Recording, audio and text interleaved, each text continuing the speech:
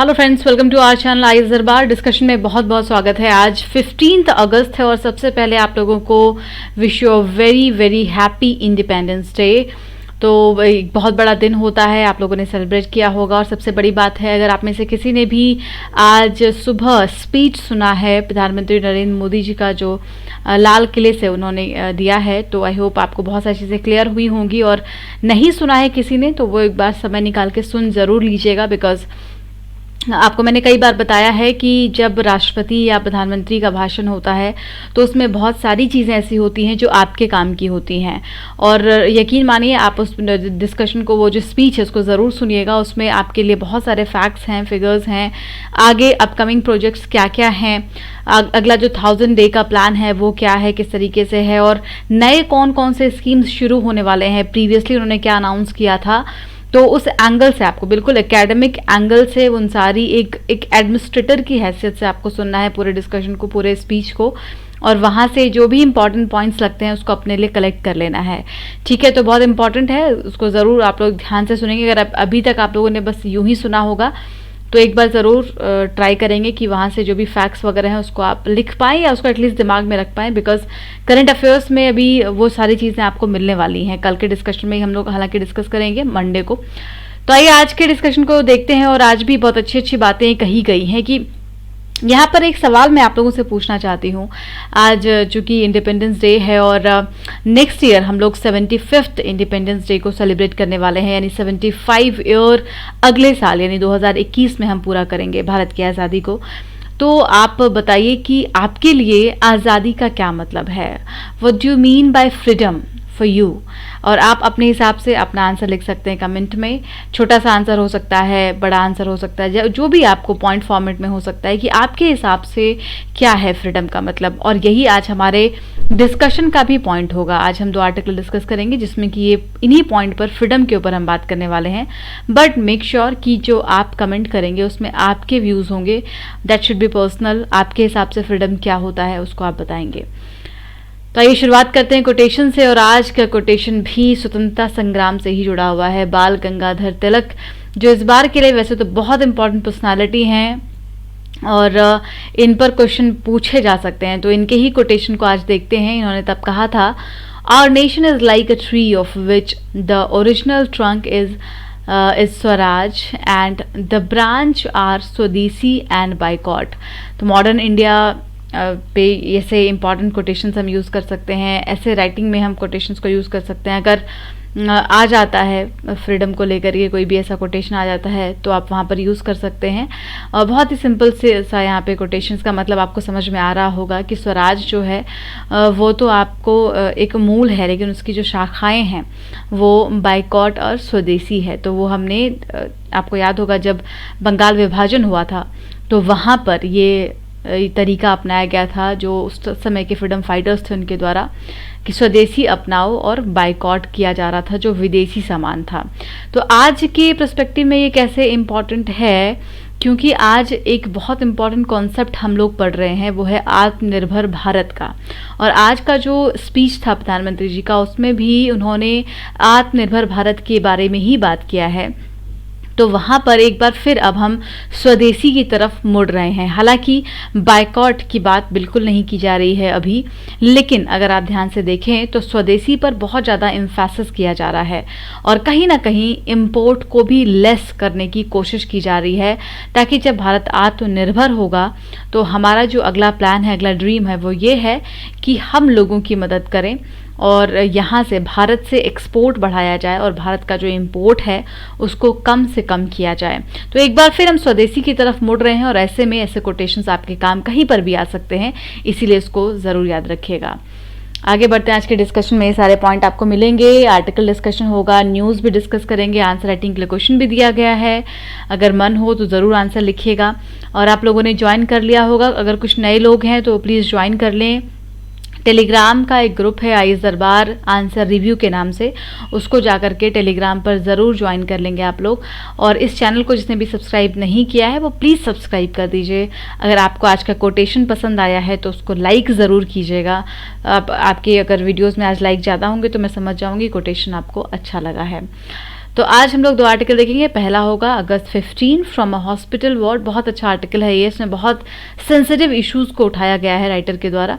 और दूसरा आर्टिकल हम वुमेन पर बात करेंगे, मिडनाइट स्टार्टर। वुमेन से ओरिएंटेड जो फ्रीडम का कॉन्सेप्ट है, we are going to discuss that only. Fine. और एक न्यूज़ है जिसको यहीं पर देख लेते हैं, बहुत इंपॉर्टेंट न्यूज़ है और आईआर के पर्सपेक्टिव से बहुत इंपॉर्टेंट है यहाँ पर कि इंडिया ने बेरट यानी लेबनान को डायरेक्ट हेल्प पहुंचाया है। वहाँ पे जो ब्लास्ट हुआ था उसके बाद जो सिचुएशन वहाँ पर क्रिएट हो गई है उसको बैलेंस करने के लिए एक असिस्टेंस दिया जा रहा है, इमरजेंसी ह्यूमैनिटेरियन एड दिया जा रहा है भारत की तरफ से लेबनान को। और ये बहुत इंपॉर्टेंट न्यूज़ है आईआर के पर्सपेक्टिव से, याद रखिएगा। Indian air force C-17 Globemaster was developed to deliver 58 ton of emergency humanitarian aid. ठीक है, तो ये वाला आपको कॉन्सेप्ट भी याद रखना है साइंस टेक में कि क्या डेवलप किया गया था, या फिर इंडियन एयरफोर्स का C-17 ग्लोब मास्टर किस चीज़ के लिए डेवलप किया गया था। तो ये भी आपको याद रखना है कि लेबनान को सपोर्ट करने के लिए, ह्यूमैनिटेरियन एड पहुंचाने के लिए इसको तैयार किया गया था। और साथ में इसका लोकेशन ज़रूर याद रखिए, लेबनान का जो लोकेशन है वो यहाँ पर है। इधर सीरिया हो गया, कौन कौन सी बॉर्डर, कौन कौन सी कंट्री के साथ बॉर्डर शेयर करता है लेबनान, ये याद रखना है हमें। तो सीरिया एक बार आपको याद रखना है। और दूसरा यहाँ पे एक बार हमें कन्फ्यूजन हो सकता है कि जॉर्डन है, बट जॉर्डन नहीं है, सीरिया और इजराइल। हमने आप पर इसको आपको क्वेश्चन भी दिया था इस पर और बहुत सारे लोगों ने आंसर भी किया था उसका। तो सिर्फ 2 देश इसके साथ बॉर्डर शेयर करता है लेबनान, एक तो सीरिया और दूसरा इजराइल। ठीक है, और इधर मेडिटेरेनियन सी है, तो ये भी आपको याद रखना है। अब आइए शुरू करते हैं आर्टिकल को, लेकिन यहाँ पर पहले क्वेश्चन देख लेते हैं। तो आज का क्वेश्चन जो है वो वुमेन पर है। Revolutions are not made by laws, being free requires empowering yourself and helping others step out for a change. Elaborate. यहाँ पे आप देखिए ये ओपन एंडेड क्वेश्चन है, ज़रूरी नहीं कि आप इसमें वुमेन ओरिएंटेड ही लिखें, आप इसमें हर एक रिवोल्यूशन की बात कर सकते हैं। अगर आपको पॉवर्टी को इरेडिकेट करना है, वुमेन एम्पावरमेंट करना है, हेल्थ इंफ्रास्ट्रक्चर को अच्छा बनाना है, देश में जो माल न्यूट्रिशन की दिक्कत है उसको ख़त्म करना है, देश में वुमेन से सेंट्रिक जो सिक्योरिटी का इशू है उसको ख़त्म करना है। और आज अलग अलग इश्यूज इन सिक्योरिटी के, फॉर एग्जांपल साइबर थ्रेट है। तो इस तरीके से इन सारे एस्पेक्ट्स को जोड़ते हुए, और इम्पॉर्टेंट यहाँ पर ये है कि हम एम्पावर करने की बात कर रहे हैं, तो ह्यूमन ओरिएंटेड जो भी चीज़ें हैं उसको आप एम्पावर करते हुए और आंसर अपना राइटिंग कर सकते हैं। ऑब्जेक्टिव क्वेश्चन में देखिए आज कौन कौन सा सवाल है आपके लिए। तो 17th नंबर ऑफ क्वेश्चन से आज हम शुरू करेंगे। आई होप आप लोगों ने प्रीवियस क्वेश्चंस के आंसर दे दिए हैं। एक बार रिमाइंड कर दूं मैं, जो लोग अभी 2-3 दिन से नहीं सुन रहे थे उनको, कि मई के करंट अफेयर्स को यहाँ पर ऑब्जेक्टिव क्वेश्चन में प्रैक्टिस किया जा रहा है और बहुत इंपॉर्टेंट है। तो मई के करंट अफेयर्स को आप लोग रिवाइज करना शुरू करें और वहीं से आपको एक क्वेश्चन मिल रहा है, इसका हम लोग आंसर भी देखते हैं। तो आज जब डिस्कशन खत्म होगा तो लास्ट में हम लोग क्वेश्चंस के आंसर को एक्सप्लेनेशन के साथ डिस्कस करते हैं। तो आज का सवाल यहाँ पर पहला है फाइनेंशियल कमेटी के ऊपर। इनमें से कौन कौन सी है जो फाइनेंशियल कमेटी है पार्लियामेंट में। 3 ऑप्शंस हैं, आपको चूज करना है सही आंसर क्या होगा। अगला सवाल है 18th नंबर क्वेश्चन है राइट्स ऑफ ट्राइबल कम्युनिटी। तो कौन कौन से ऐसे राइट्स हैं जो ट्राइबल कम्युनिटी को प्रोटेक्ट करते हैं, इसके बारे में आपको बताना है। आई होप मालूम होगा। फॉरेस्ट राइट एक्ट, पेसा, कैंपा। नहीं मालूम है तो बिल्कुल मालूम होना चाहिए, कल मैं आपको बताऊंगी इसके बारे में। अगला सवाल है डिलिमिटेशन कमीशन, बहुत न्यूज़ में रहा है। आप देखिए मई, जून, जुलाई हर करंट अफेयर्स में आपको डिलिमिटेशन कमीशन का जिक्र मिलेगा, तो इसीलिए बहुत इंपॉर्टेंट है इस बार के लिए। सही आंसर बताइएगा कमेंट में बॉक्स में कि यहाँ पे जो स्टेटमेंट है उसमें कौन सा सही है कौन सा गलत है। और 20th नंबर क्वेश्चन आपसे पूछा गया स्टेट इलेक्शन कमीशन के बारे में। ये तो पता होता है स्टेट इलेक्शन कमीशन के बारे में, बहुत ही आसान सा सवाल है, इसका आंसर भी बताइएगा आप। और आज का आखिरी सवाल है one nation one ration card के ऊपर। तो one nation one ration card का भी जिक्र आपको पता है बहुत ज़्यादा हुआ है, हमने आर्टिकल भी कई सारे डिस्कस किए हैं। तो उसके बाद मुझे लगता है कि आपको इसका आंसर आता होगा, अगर आता है तो ज़रूर बताइए आज। और ये जानकारी कोचिंग से जुड़ी हुई है। अगर आप में से किसी को प्रोग्राम ज्वाइन करना है, फुल कोर्स को ज्वाइन करना है ऑनलाइन में, तो आप अप्रोच कर सकते हैं 8750069419, या फिर अपने किसी दोस्त को आप बता सकते हैं कि वो इस प्रोग्राम को ज्वाइन करें। अगर उनको क्लासेस के साथ साथ मेंटरशिप की आवश्यकता है, उनको गाइडेंस चाहिए, तो ये एक बहुत ही अच्छा प्रोग्राम है जो उनको मिल सकता है और इस समय में काफ़ी अच्छा खासा डिस्काउंट वो ले सकते हैं। आइए शुरू करते हैं आज का आर्टिकल। पहला आर्टिकल है digital push for health care. Sorry, ये जो इमेज है ये कल वाला है, आज का हमारा आर्टिकल भी हेल्थ पर एसोसिएटेड है, बट ये इमेज रॉन्ग है यहाँ पर, राइट। तो अगला वाला आर्टिकल देखते हैं, फ्रॉम अ हॉस्पिटल वार्ड। अब हेल्थ में आ जाएगा ये वाला सेक्शन भी, सोशल जस्टिस में, जीएस पेपर 2 में। आई होप सिलेबस याद होगा आप लोगों को। देखिए इसमें क्या कहा गया है। राइटर्स शुरुआत में एक छोटा सा स्टोरी डिस्कस करते हैं। यूं तो जब से कोविड-19 की क्राइसिस आई है तब से ऐसी कई सारी सैड स्टोरीज हैं जिसको हम जानते नहीं हैं या हमने सुना नहीं है। इसी में से एक छोटी सी स्टोरी ये शेयर कर रहे हैं इनके हॉस्पिटल की।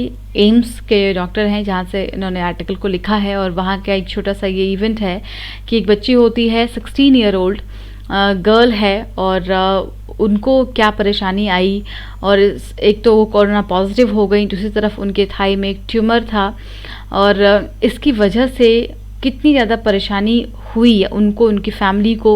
तो इस तरीके के कई सारे एग्जाम्पल्स अभी मौजूद हैं जिसमें कि हमें ये समझ में नहीं आ रहा है कि how to treat them, how to make them okay. क्योंकि एक तरफ आपके साथ हेल्थ क्राइसिस है जो पहले से चली आ रही है। लॉकडाउन की वजह से जो बच्ची थी उनका ट्यूमर और ज़्यादा बिगड़ गया और उसकी स्थिति ख़राब हो गई क्योंकि वो डॉक्टर के पास नहीं जा पा रहे थे। तो अभी दोनों तरफ से सिचुएशन ख़राब है। एक तो बाहर निकलने पर कोरोना वायरस का खतरा है, और अगर किसी को ऐसी कोई परेशानी है, प्रॉब्लम है, पहले से मेडिकल प्रॉब्लम है, तो उनको आपको पता है कि हॉस्पिटल जाना भी कितना ज़्यादा खतरनाक है और ख़तरे से खाली नहीं है। तो ये सारी चीज़ें एक क्योस पैदा कर रही है। तो राइटर यहाँ पे अब, चूँकि आज इंडिपेंडेंस डे है, तो इसी पर ये पूरा सवाल उठाते हैं कि आखिर फ्रीडम का क्या मतलब है। क्या वायरस से हमें फ्री करना ही फ्रीडम है हमारे लिए? क्योंकि ये कहते हैं कि हम 74th इंडिपेंडेंस डे सेलिब्रेट कर रहे हैं, और इतने सालों में एक सवाल तो ज़रूर उठता है कि आखिर हमें किस चीज़ से फ्रीडम चाहिए और क्या हम पूरी तरीके से फ्रीडम ले चुके हैं। How important is freedom from the novel corona virus. Novel corona virus से, कोविड-19 से फ्रीडम कितना ज़रूरी है, ये आज सबसे बड़ा सवाल है। तो फ्रीडम का डिफरेंस, जो आपका डेफिनेशन है, वो हर किसी के लिए अलग अलग है। अगर कोई व्यक्ति हैं जो, जैसे माइग्रेंट लेबर का जब आप इशू लेकर के आइए, तो उनके लिए फ्रीडम का क्या मतलब है? उनके लिए उनकी जो सोशल सिक्योरिटी एंड सेफ्टी है, उनके लिए जो लाइवलीहुड है, वो उनका फ्रीडम है। अगर उनको वो चीज़ें मिलती हैं, इकोनॉमिक सिक्योरिटी मिलती है, तो वो उनका फ्रीडम है।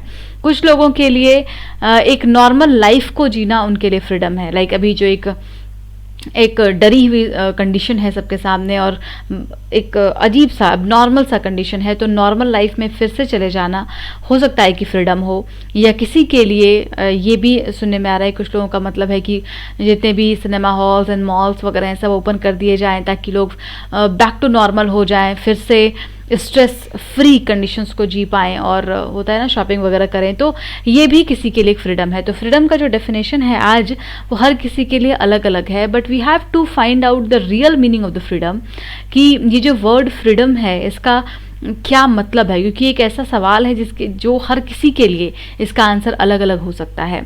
अब चूंकि हम हेल्थ केयर सेक्टर की बात कर रहे हैं, तो health care has never been a priority. अब ये क्रिटिसिज्म ऑब्वियसली थोड़ा सा करते हैं गवर्नमेंट का यहाँ पर, कि कोई भी राज्य के लिए हेल्थ केयर जो है वो कभी भी प्रायोरिटी नहीं रही। तो आज 73 इयर्स हो चुके हैं, मतलब हमने इंडिपेंडेंस सेलिब्रेट कर लिया था, और आज 74th इंडिपेंडेंस डे पर हम हैं। लेकिन इतने सालों में भी जो हेल्थ सेक्टर है उसको बहुत ज़्यादा इग्नोर किया गया। और ये बताते हैं कि कुछ ऐसे राज्य हैं जो अपनी जीडीपी का 1% तक भी इस पर खर्च नहीं करते हैं, हेल्थ केयर पर नहीं करते। इसके लिए एक डाटा ही देते हैं कि 1 मिलियन चिल्ड्रन ऐसे होते हैं less then 5 year age succumbed of the disease like pneumonia, diarrhoea every year. तो ऐसे 1 मिलियन बच्चों की मौत होती है बिकॉज ऑफ दिस डिजीज़, जो न्यूमोनिया और डायरिया जैसे डिजीज़ हैं। इसके अलावा जो माल न्यूट्रिशन वगैरह की दिक्कत है वो अलग है, स्टंटेड बच्चों की दिक्कत है वो अलग है। तो इस तरीके से, और दूसरा इन्फेंट मोर्टेलिटी रेट भारत में बहुत वर्स्ट कंडीशन में है।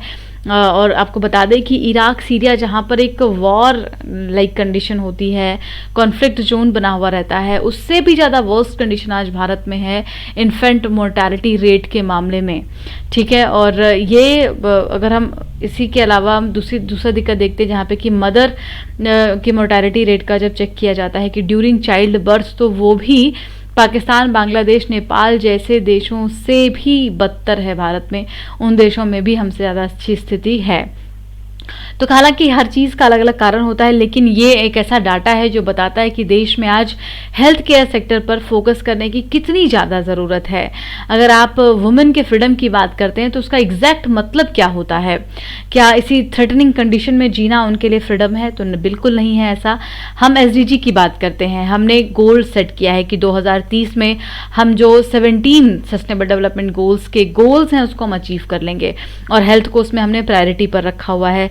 गुड हेल्थ एंड वेलबींग जो हमने टॉप मोस्ट प्रायोरिटी पर रखा हुआ है, उसको कैसे अचीव कर पाएंगे, ये एक बहुत बड़ा सवाल है, क्योंकि जब तक हेल्थ केयर सर्विस का क्वालिटी एक्सेस लोगों के पास नहीं पहुंचेगा तब तक इसमें एक अलग लेवल को अचीव करना काफ़ी मुश्किल है। तो एसडीजी गोल्स की तरफ अगर हम बढ़ना चाहते हैं तो उस पर जो कोविड-19 का पेंडेमिक है वो कहीं ना कहीं लोगों को अवेयर कर रहा है। एनुअल एक्सपेंडिचर की ये बात करते हैं कि मेडिकल फैसिलिटीज़ पर एनुअल एक्सपेंडिचर कितना होता है, तो आपको मालूम होना चाहिए स्टेट की तरह जो खर्च किया जाता है हेल्थ केयर सेक्टर पर मात्र 1% होता है उनकी कंट्री के जीडीपी का। इसके अलावा यही सेम कंडीशन ऑलमोस्ट हर जगह पर है। वर्ल्ड के जो पोरेस्ट नेशन है वो भी हमसे ज़्यादा खर्च करते हैं। इथियोपिया में 4.9% अपनी जीडीपी का हेल्थ केयर सेक्टर पर खर्च किया जाता है। सूडान 8% तक खर्च करता है, और सूडान और इथियोपिया जैसे देशों की स्थिति आप जानते हैं। भारत के कंपैरिजन में अगर आप पॉलिटिकल, इकोनॉमिक, सोशल हर एंगल से देखते हैं तो वो बहुत नीचे है, लेकिन वहाँ पर जो हेल्थ केयर सेक्टर में एक्सपेंडिचर है वो बहुत ज़्यादा है। तो ऑब्वियसली इंडिया को भी इस चीज़ से सबक लेनी चाहिए। एंड एक यहाँ पे कोटेशन ये बताते हैं प्लेटो का, that freedom is in a democracy is the glory of the state. तो freedom in a democracy is a glory of the state. तो अगर आपके पास स्वतंत्रता है, डेमोक्रेसी है, that obviously the glory of the state. और इसको मेंटेन करने के लिए जो लोगों का हर एक एंगल पर फ्री होना बहुत ज़रूरी है। उनको डिजीज़ से फ्री होना, उनको इनसिक्योरिटी से फ्री करना, और उनको अपने लाइवलीहुड के थ्रेट से फ्री करना, ये सारी चीज़ें एक स्टेट की रिस्पॉन्सिबिलिटी है कि उनको प्रोवाइड कराई जाए। नीड फ्रीडम फ्रॉम पॉवर्टी, और आज सबसे ज़्यादा ज़रूरत है वो है पॉवर्टी से देश को आज़ाद करने की, गरीबी से देश को आज़ाद करने की। क्योंकि आज़ादी से तो हमें कॉलोनियल रूल से मिल गया आज से 74 ईयर्स बैक, लेकिन क्या हम रियल में आज़ाद हो पाए हैं? क्या ये जो गरीबी है उससे हमें आज़ादी मिल पाई है? तो ये आज सबसे बड़ी नीड है और इस पर इम्फेसिस करने की ज़रूरत है। It is an essential need that we should fulfil that. And ये अभी लोगों के लाइफ को अच्छा बनाने का एक तरीका हो सकता है, क्योंकि हर किसी के लाइफ की अलग अलग प्रॉब्लम है। जो अभी हमने एक स्टोरी शुरुआत में डिस्कस किया था, ये कहते हैं कि राइटर का मानना है कि इस तरीके से जिनके पास नॉन अवेलेबिलिटी होती है हेल्थ केयर सर्विसेज की, और आज अगर आप स्थिति देखें तो ऐसे बहुत सारे लोग हैं, इवन दिल्ली में भी जो लोग रह रहे हैं उनमें भी बहुत सारे ऐसे लोग हैं जिनके पास एक बहुत ही रियल एक्सेस हेल्थ केयर का नहीं है। अगर वो चाहें कि वो उनका सही मायने में अच्छा इलाज हो जाए तो ये हो सकता है कि बहुत मुश्किल जान पड़े उनके लिए, बिकॉज प्राइवेट सेक्टर में ऑब्वियसली पे करने के लिए उनके पास ज़्यादा पैसे नहीं हैं। गवर्नमेंट हॉस्पिटल्स की स्थिति में इतनी ज़्यादा इस समय में खास करके बदतर है। दूसरी तरफ इतनी भीड़ होती है, इतना कंपटीशन रहता है कि वहाँ पर वो एक्सेस मिल पाए, ये बहुत मुश्किल है। और जब हम एजुकेशन की बात करते हैं तो एजुकेशन के मामले में भी दिक्कतें हैं। Like they do not question, जो पुअर पीपल हैं, जो रिमोट एरिया में रहते हैं, वो क्वेश्चंस नहीं कर सकते स्टेट को, गवर्नमेंट को। They do not question the lack of good schooling for their four children. अभी जैसे मैं आपको एग्जांपल देती हूँ इसका, कि एजुकेशन के मामले में हम कैसे, जैसे मान लीजिए अभी ऑनलाइन कर दिया गया सारे सिस्टम को, ठीक है, ऑनलाइन पढ़ाया जा रहा है, लेकिन क्या आपको लगता है कि जो गरीब लोग हैं, जो या मिडिल क्लास फैमिली भी हैं, तो क्या उनके पास एक घर में 4 फ़ोन्स अवेलेबल है? अगर उनके यहाँ पे 4 बच्चे हैं तो ऐसा नहीं है। क्या उनके यहाँ पर इंटरनेट की सुविधा मौजूद है? तो ऐसा नहीं है। हालांकि सरकार कोशिश कर रही है, आज के स्पीच में भी आपने सुना होगा कि 6 लाख गाँव तक, जगह तक वो जो इंटरनेट की कनेक्टिविटी है उसको अवेलेबल करवा दिया जाएगा ऑप्टिकल फाइबर के माध्यम से। और ये बहुत ही रैपिड लेवल पर और मैसिव प्रोग्राम लॉन्च किया गया है गवर्नमेंट के द्वारा, लेकिन स्टिल अभी भी जो एक्सेस है एजुकेशन का वो सभी के पास नहीं है। On the other hand poverty बहुत बड़ी संख्या में है, लेकिन वो इस चीज़ पर क्वेश्चन नहीं रेज कर सकते, क्योंकि ना तो उनके पास ज़्यादा अवेयरनेस है, ना ही उनके पास वो अथॉरिटी है, ना ही उनके पास वो लेवल है, राइट, कि वो अपनी बातों को रख पाएँ, अपनी आवाज़ को उठा पाएँ।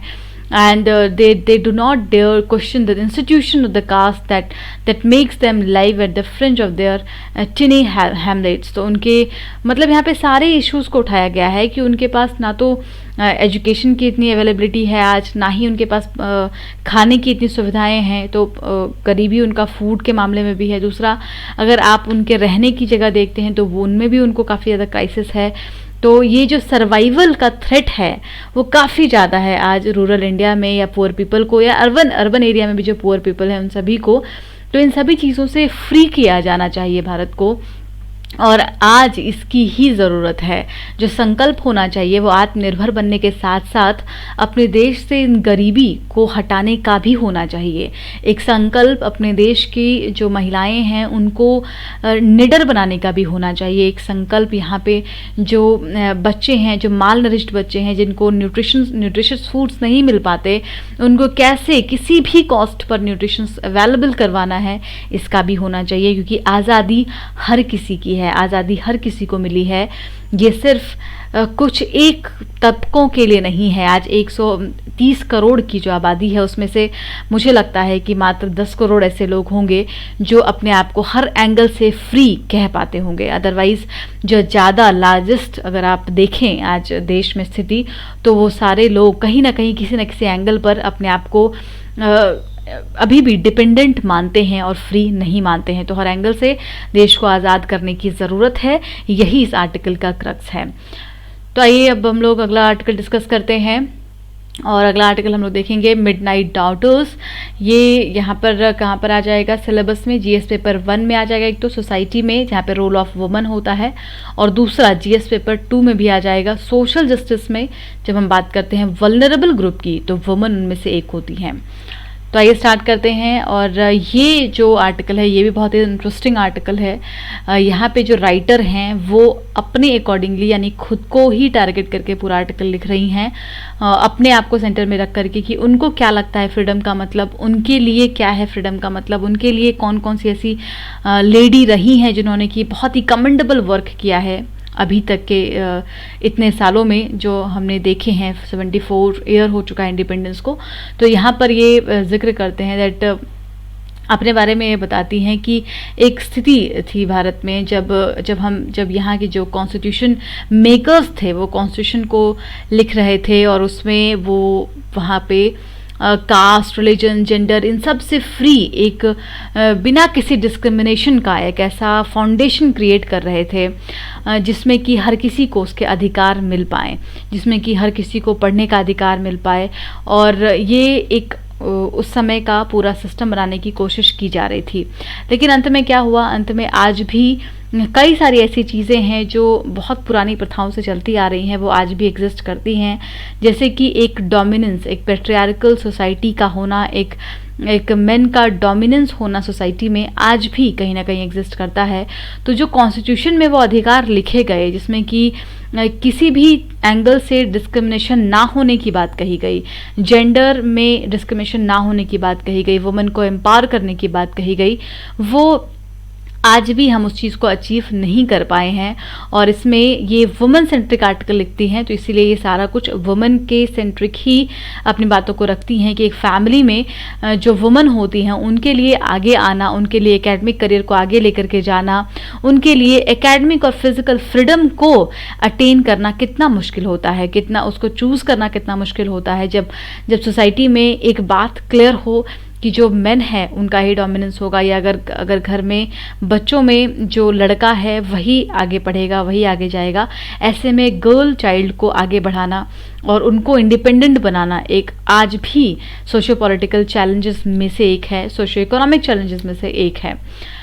तो आगे कहती हैं, ये इनफॉर्मल वर्कर्स की बात करती हैं कि इनफॉर्मल वर्कर्स में जो महिलाएं हैं वर्कर्स, उनकी स्थिति और भी ज़्यादा ख़राब है। एक तो इनफॉर्मल वर्कर पर हमने कई सारे आर्टिकल को डिस्कस किया है कि इंडिया में आपको मालूम है कि 90% जो वर्कर हैं, वर्क क्लास हैं, वो इनफॉर्मल सेक्टर में काम करते हैं, और उसमें भी जो महिलाएं हैं सोचिए उनकी स्थिति क्या होगी। So all life is born of woman and while growing up in the family like ours all girls were almost entirely brought up and by their mothers. तो इनका कहना है कि जो ऑब्वियसली यहाँ का जो कल्चर है भारत में, उसमें ये कि जो लड़कियाँ होती हैं वो अपने मदर से इन्फ्लुएंस रहती हैं तो उनको मदर के द्वारा ही वैसे ही टीचिंग्स दी जाती है, समझाया जाता है, आगे बढ़ाया जाता है कैसे इमोशंस और केयर रखना होगा और डिसअपॉइंटमेंट नहीं होना चाहिए किसी को भी, और एक जो केयर वाली फीलिंग है वो मदर से पास की जाती है डॉटर में।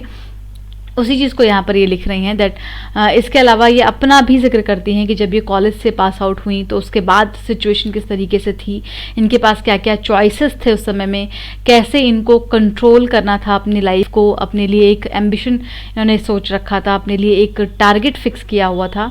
और ये अपने बारे में सारी चीज़ों को यहाँ पर लिखती हैं कि कहती है कि एक सेंसस आता है और उस सेंसस में लिस्ट किया जाता है कि कितनी महिलाएं हैं जो काम कर रही हैं, और उसमें इनफॉर्मल वर्कर में काम करने वाली महिलाओं को लिस्ट आउट किया गया। तो that the listed as working women in the census were actually informal workers living in the shanty town and villages outside their home. They raised, processed and help men market all the kind of produce, and but seldom could they access money or seek mobility on their own। तो महिलाएं चाहे कितना भी काम करें उनको recognition नहीं मिलता है, ये आपको बहुत अच्छे से पता है। एंड ये 1975 की एक रिपोर्ट का जिक्र करती हैं जहाँ पर status of India's women report को रिलीज़ किया गया था कि भारत में महिलाओं का स्टेटस क्या है। ठीक है, female sources in the academy were rarely cited and there were virtually no primary source for understanding the real state of status in India's women। ये आज भी है, अगर आप आज भी सही मायने में इंडिया के वुमेन के स्टेटस को जानना चाहें तो आपको बहुत मुश्किल से ही पता चल पाएगा। तो उस समय 1975 में तो बिल्कुल ऐसा था जब रियल मायने में स्टेटस को पता करना इतना आसान नहीं था। तो जाहिर सी बात है कि एक मदर के लिए बहुत बड़ा चैलेंज होता है कि वो अपने डॉटर को कैसे आगे लेकर के जाएं। इटसेल्फ मदर के साथ भी प्रॉब्लम्स होती हैं कि वो उनकी जो रिकॉग्निशन है उसको नहीं समझा जाता है ऑब्वियसली। एंड ये सारी चीज़ें यहाँ पर ही लिख रही हैं कि first ever report on women in India's informal sector ये आया, जिसमें कि ये काम कर रही थी। पहली बार एक ऐसा इनफॉर्मल सेक्टर पर रिपोर्ट तैयार किया गया, और रिपोर्ट तैयार किया जा रहा था श्रम शक्ति के द्वारा। केम आउट इन 1989 में ये रिपोर्ट बाहर आती है। इसको तैयार किया था 6 लोगों ने मिल करके, और इनफॉर्मल सेक्टर पे जो लोग काम कर रही हैं उनका क्या स्थिति है ये सारी बातें वहाँ पर बताई गई। And unseen hand that contributed substantially to the GDP but enjoyed no solid protective umbrella politically और लीगली। तो कहती कि ऐसी महिलाएं जो एक्चुअली में जीडीपी के ग्रोथ में रोल प्ले कर रही थी, लेकिन उनके पास कोई भी ऐसा सॉलिड प्रोटेक्शन प्रोवाइड नहीं किया जा रहा था उनको, ना ही पॉलिटिकली ना ही लीगली। अभी कहती है इनके पास प्रिंट मीडिया का एक ऑप्शन था जिसको इन्होंने बहुत अच्छे से यूज़ किया है। प्रिंट मीडिया में जैसे कि एक मैगज़ीन्स के थ्रू लोगों तक, हिंदी मैगज़ीन के थ्रू जो एडिटोरियल के माध्यम से मैसेजेस को पहुंचाया गया, और ये भी एक तरीके से रूल को ब्रेक करने जैसी ही बात थी, क्योंकि सोशल टैबू होता है कि जो आर्टिकल्स होते हैं वो मेल राइटर ही लिख सकते हैं, फीमेल नहीं लिख सकती। बट उनको यहाँ पे जो राइटर हैं उन्होंने काउंटर किया, चूँकि जर्नलिस्ट हैं तो अपने बारे में बता रही हैं कैसे उन्होंने वल्नरेबल अपने समय में भी एक बहुत ही अच्छा मुकाम हासिल किया, हर चीज़ को यहाँ पे काउंटर किया। और यही इससे सीख मिलती है कि बाकी जो महिलाएं हैं उनको भी सीखना होगा, अपने कंफर्टेबल जोन से बाहर आकर के अपने लिए आवाज़ उठानी होगी। एंड एक ट्रांजिशन फेज़ आता है 90s के समय में, मतलब 90s से पहले और उसके बाद का जो फेज़ होता है बहुत ही डिफरेंट होता है। ये कहती हैं कि 2 लेडी की बात करती हैं जो बहुत ही पॉलिटिक और पावरफुल फीमेल है इनकी नज़र में, एक तो इंदिरा गांधी और दूसरी एला भट्ट। इन्होंने स्टार्ट किया था एक सेवा that is self employed women association, a Gandhian organization of the poorest daily wage women workers, जो इनफॉर्मल सेक्टर में काम कर रही थी वुमेन डेली वेजेस पर, उनके लिए ये सेवा ओपन किया गया था जहाँ पे किसी भी तरीके के वल्नरेबिलिटीज़ को काउंटर किया जा सके और वुमेन को हेल्प किया जा सके। तो ये बताती हैं कि ये जो दोनों लेडी हैं ये बहुत ही पावरफुल फीमेल्स, इन्होंने बहुत ही कॉन्ट्रास्ट सिनेरियो क्रिएट किया सोसाइटी में, वुमेन की मदद करने के लिए बहुत सारे काम किए। They have given no aspirational advice और directions unlike today's male leaders so prone to the pontificating and about the सशक्तिकरण of the mother and daughter.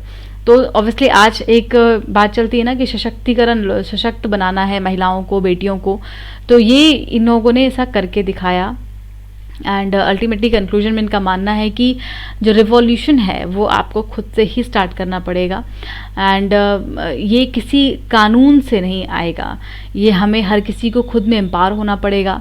And we have to really help each other too, क्योंकि अभी भी ऐसे cases हो रहे हैं जिससे कि बहुत ज़्यादा इनसिक्योरिटीज़ हैं सोसाइटी में। उसका ही कुछ एग्जांपल देती हैं कि जो 16 दिसंबर वाला रेप केस था, लेकिन उसके बाद जिस तरीके से लीगल एक्शंस लिए गए हैं इन केसेस पर, फिर मथुरा केस में जो अमेंडमेंट किया गया लॉ में, उसने काफ़ी रिलीफ पहुंचाया है। उसके बाद जिस तरीके से अभी ऑब्वियसली जो दिसंबर 16 वाला केस था उसमें फांसी दे दी गई, तो इस तरीके से कहीं ना कहीं वुमेन को एम्पावर करने के लिए अब कानूनें भी सख्त हो रही हैं और पॉलिटिकली भी एम्पावरमेंट किया जा रहा है। और इसमें लेकिन ज़रूरत है महिलाओं को खुद को आगे लाने की, उनको खुद को सख्त करने की और एक स्टेप फॉरवर्ड जाने की। तो आइए अब हम लोग कल के क्वेश्चन का आंसर देख लेते हैं। सारफा से 2002 पर आपसे क्वेश्चन पूछा गया था, इसका आंसर होगा ए। ठीक है, दूसरा वाला ऑप्शन यहाँ पर गलत है। Banking done by cooperative society does not come under the purview of this act, ये चेंज कर दिया गया है, इसको अब इस परव्यू में ला दिया गया है। ठीक है, और अगला सवाल था अनुराधा भसीन केस के बारे में, किससे संबंधित है, तो ये होगा A answer, freedom of speech and expression संबंधित है। 2020 का ये केस था, बहुत ही इंपॉर्टेंट है ये। और 14 नंबर क्वेश्चन था AP शाह कमीशन के बारे में, और ये भी बहुत इंपॉर्टेंट क्वेश्चन है, इसका आंसर है सी। यहाँ पे दोनों स्टेटमेंट बिल्कुल सही दिए हुए हैं। AP शाह कमीशन जो है उनको बनाया गया था, इन्होंने प्रपोज किया था कि जो कैपिटल पनिशमेंट है उसको अबॉलिश किया जाना चाहिए, और लेकिन कुछ एक चीज़ों में उसको इन्होंने एग्री किया था, जैसे कि जो टेररिज्म वाले केस होते हैं वहाँ पर इन्होंने कहा था कि इसको हटाने की आवश्यकता नहीं है। 15वां सवाल था आपसे नालसा एक्ट पर, और नालसा एक्ट में इसका आंसर होगा सी। दोनों ऑप्शन बिल्कुल करेक्ट हैं, देखिए करेक्ट पूछा गया है। और 16 नंबर क्वेश्चन था एनजैक पर, नेशनल जुडिशियल अपॉइंटमेंट कमीशन पर, तो आपको मालूम होना चाहिए इसके बारे में। अगर आपको मालूम था तो बहुत अच्छी बात है। बहुत ही सिंपल दो स्टेटमेंट थे कि ये अपॉइंटमेंट ऑफ जज से संबंधित था, और 120A आर्टिकल को ऐड किया गया था कॉन्स्टिट्यूशन 129A को, तो वो गलत है कि वहाँ पर 124A आर्टिकल था, 129A नहीं था। तो आज के लिए इतना ही। Thank you so much, keep studying. कल फिर से मिलते हैं, and once again wish you very happy Independence Day. Thank you so much.